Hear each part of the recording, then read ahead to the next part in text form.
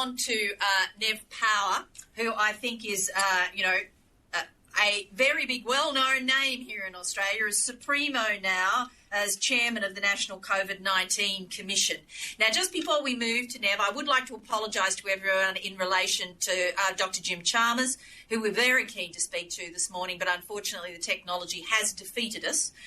We are hopeful that we might be able to manage something with Dr. Chalmers separately, which we will post to the TTF app. So, thank you, Dr. Chalmers, and sorry the technology wasn't up to scratch for us this morning, but we hope to talk to you soon. I'm now going to hand over to David once again to talk to Neville Power. Thank you. Thanks, Margie, and Neville Power. Very good morning to you. Hopefully the connection's strong and clear. There it is. I can see you. Very much appreciate you giving us some time. Look, give us a sense of the changes to the COVID Coordination Commission or advisory body that the Prime Minister's announced this week. What does it mean for how the body will work, what it will actually do? Give us a sense of what it now involves. Oh, thank you, David, and good morning, everyone, and thanks for the opportunity to talk with everyone today. David, when we were established, really, there were two key roles for the Commission. The first was to minimise and mitigate the impacts of the coronavirus on our economy, specifically on jobs and our community, so business activity and community activity. The second was to facilitate the fastest possible recovery at what we thought then was post the coronavirus. As it's turned out, it's really been three phases. The first has been that damage control, problem fixing, problem solving mode. The second phase has been what we've called living with the coronavirus, and very much around helping businesses reconfigure to operate with whatever the level of restrictions that are there, particularly hospitality. Well, frankly, any business that requires close social contact between people, which is a lot of our tourism, a lot of our hospitality, events, all of those things. And the third then is this recovery phase, excuse me, that we're coming into now, which is about how do we identify those ways of getting the economy to recover. So this change is about recognising that move away from that problem-solving, damage control mode into a forward-looking, more strategic and longer-term focus on how do we stimulate all sectors of the economy.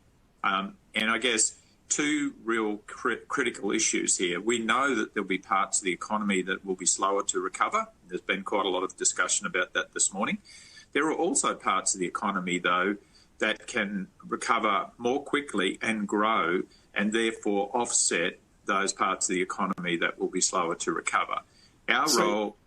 Yeah, sorry. Yeah, I was just going to say, so for this sector, tourism and transport, I mean, as we've been discussing, particularly hard hit, but what do you see as the opportunities there to help drive some recovery? Yeah, good question. So this is an opportunity, I think, that's been talked about by a couple of the ministers already. But this is the opportunity that Australian travellers overseas spend around $20 billion more than what international travellers coming to Australia. And that's business, events, tourism, you name it. And it's going to be quite some time before we see that international travel return. IATA is saying this morning they think it's 2024. That sounds a little hopeful to me, but I think 2024 sounds a little hopeful to you. It does, because I think a lot of businesses will find new ways to work. I think there'll be less business travel. I think people all over the world will tend to travel less, and it will take a long time for that to recover. In that intervening period, though, there's an opportunity for us to repackage our tourism products here in Australia to draw more domestic tourists out and let them rediscover Australia, as Minister Birmingham was saying. But to do that, our tourism sector and our transport and infrastructure sectors need to reconfigure to make sure that that product is available.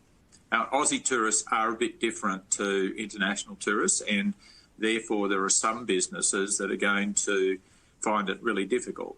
For example, in Western Australia, we've had a lot of international tourists, particularly Chinese tourists, interested in pink lakes. It's become a thing to to propose on the banks of a pink lake, particularly if it's anything like a heart shape. So there's been a significant amount of volume through that. I think we're not going to see Sydney siders and Melbourne siders want to necessarily come and propose by the pink lake, but we should be promoting those as part of a package, that you come to South Australia or you come to Western Australia, you come to the NT, and here are the events, here are the natural wonders, here's the cultural tourism, here's the arts festivals and arts events that are there, the wines, the food, the accommodation, and start packaging those into opportunities to attract domestic tourists. And look, you know, you're absolutely right. Those opportunities are there, and let's make the most of them for regional tourism. What does it mean, though, for the Sydney, Melbourne, Brisbane, hotels, conference facilities and all the jobs that hang off that? What does it mean for them in the interim, and what sort of advice are you going to be giving the government about how they should help those parts of the sector? Yes, that's going to be very challenging, David. I think the hotel sector in particular, about 50% of their demand is from business travel, 25% from tourism, 25% roughly from events.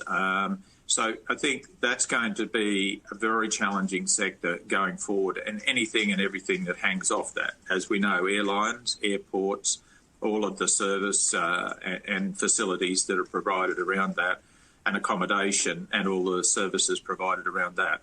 So what we're recommending to those businesses is that they need to be thinking forward with their business plan and the model, trying to estimate what those trends are going to mean and how they can reconfigure their businesses to cope with that.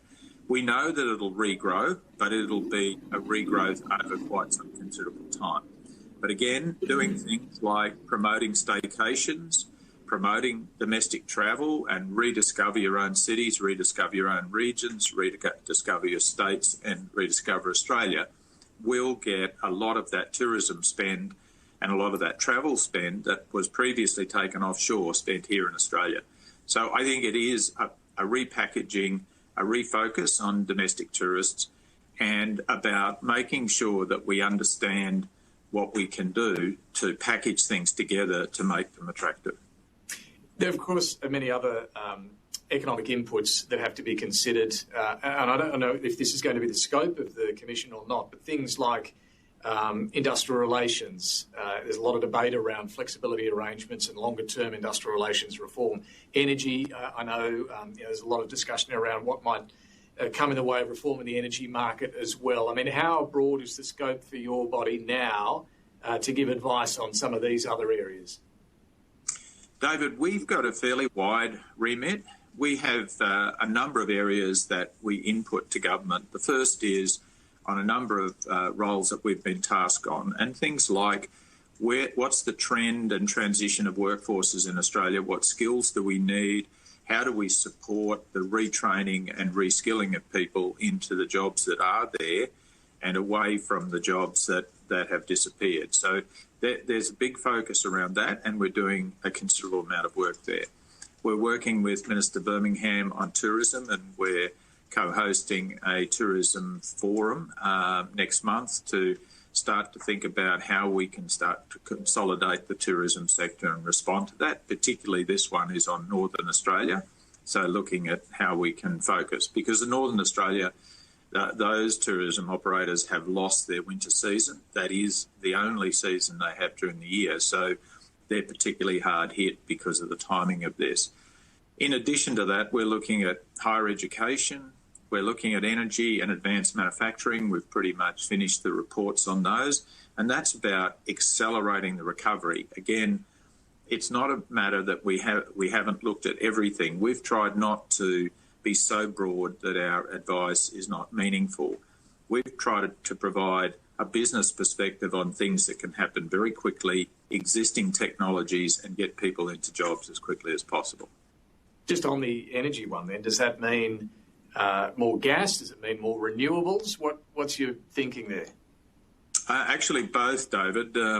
We see a very large pipeline of investment in renewables in Australia, and there's no shortage of investment in renewable generation, but there's massive underspend and underinvestment in renewables firming. And the risk with this is that our power system becomes more expensive and less stable and less reliable. And the reason for that is, in some cases, we're building solar farms and wind farms a long way from where the firming is going to occur with, let's say, pumped hydro in Tasmania or the Snowy.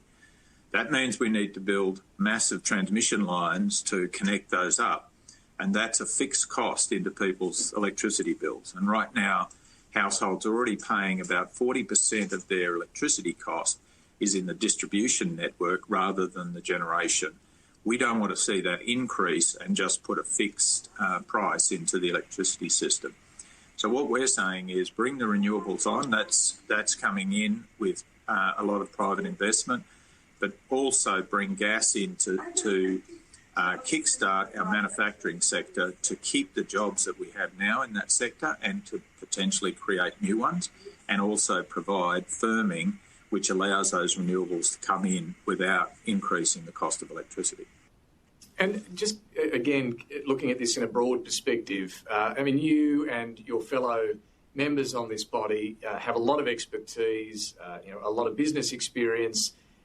Do you see the need for big reform coming out of this, either on tax or any of these areas, or do you think we should be pursuing what can be achieved quickly in a realistic way to get the economy going? Again, I think it's a little of both, David. Certainly, I'm a great advocate for doing what is existing technology, which is investment ready. So anything we can accelerate in the pipeline is the things that we need to focus on. And that's where our focus has unashamedly been. I'll give you an example of that. The home builder package that the federal government released is a $25,000 subsidy to home builders, and that leverages an investment of between $150,000 and $850,000. So for a $25,000 investment, the government's accelerating that pipeline of building and getting that multiplier effect on that investment. And that's been a tremendous success, and all of the people I talk to in the housing construction sector have been very pleased with the response of people ordering houses and getting on. So that will create immediate jobs, get all of those tradespeople, all of those construction workers back into work very, very quickly. If we take time to develop new technologies and try and reconfigure and need too much and too many changes, then it's going to be a huge delay before we can get those jobs created. And that means people will be on long-term unemployed lists before we get them back into work. So we have to focus on the things that we can do with existing technologies and with things that are ready to go and ready for investment.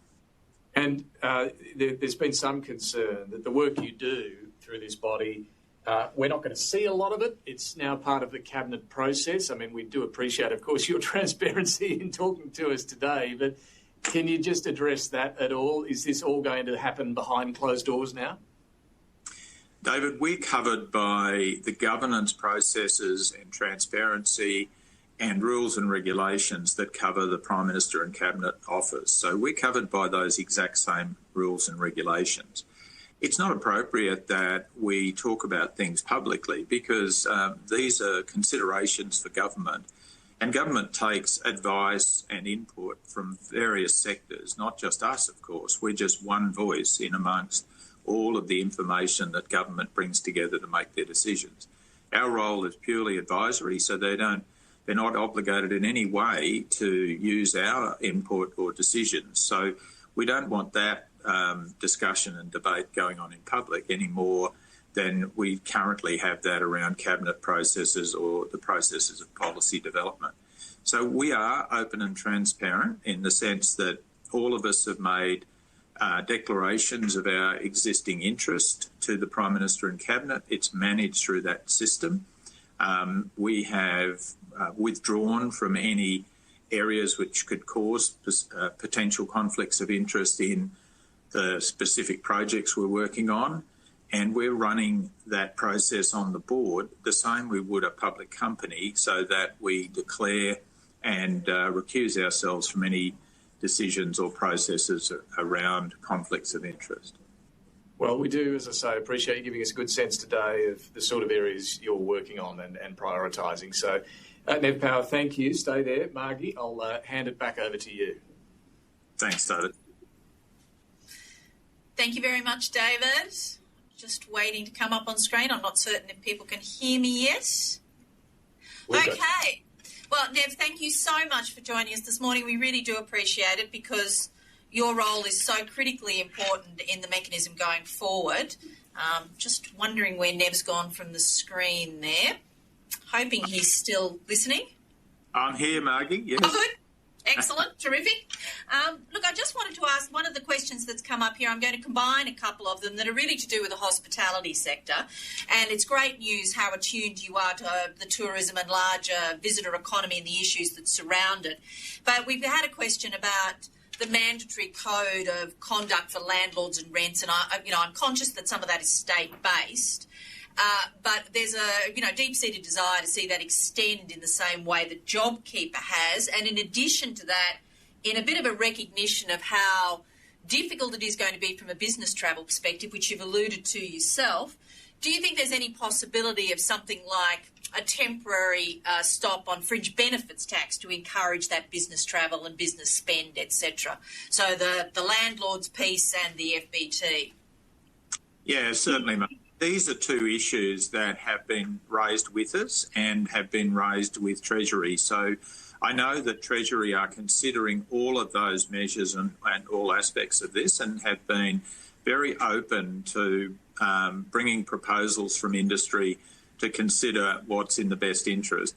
Of course, they need to assess constantly about whether they're getting the impact and the effect that they wanted without the unintended consequences.